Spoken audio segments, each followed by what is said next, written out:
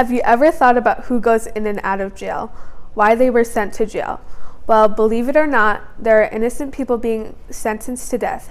Over 5% of the world has been wrongfully convicted and sentenced to death. Today, I want to talk about a topic that is often overlooked or ignored: racism on death row. The death penalty is already a highly controversial and diverse issue, but the presence of racism within the system makes it even more troubling. Studies have shown that race plays an undeniable role in who gets sentenced to death.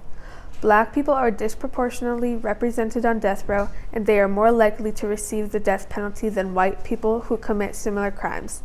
This is not a coincidence. It's a result of systemic racism that has plagued our justice system for centuries. When we allow racism to influence who lives and dies, we are perpetuating a cycle of injustice. We are saying that some lives are worth more than others based solely on the color of their skin. We cannot claim to be a just and fair society if we allow this to continue.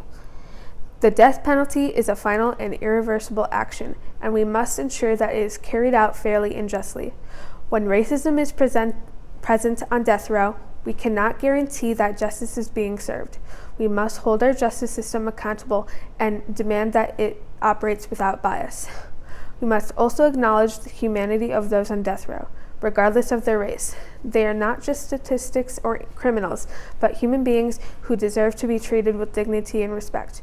We cannot let our prejudices cloud our judgment and deny them the basic human rights that they deserve.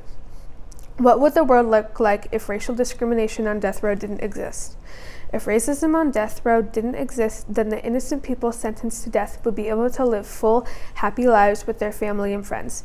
The real criminals who committed the crime would take their rightful place in prison, and there wouldn't be racial stereotypes and racial bias in the justice system. What solutions and things we have can help us solve this issue? Well, alternative sentences such as life without parole avoid some of the key problems with capital punishment, including the high cost of death penalty and the risk of executing an innocent person. Another solution is finding some way to rid the justice system of racial bias by educating others about the injustice in wrongfully convicted inmates. These are just a few of many solutions to help free the innocent. In conclusion, we must confront the reality of racism on death row and work towards a justice system that is fair and just for all. We cannot claim to be a society that values equality and justice if we allow racism to influence life and death decisions. Let us work towards a world where justice is truly blind and every life is valued equally.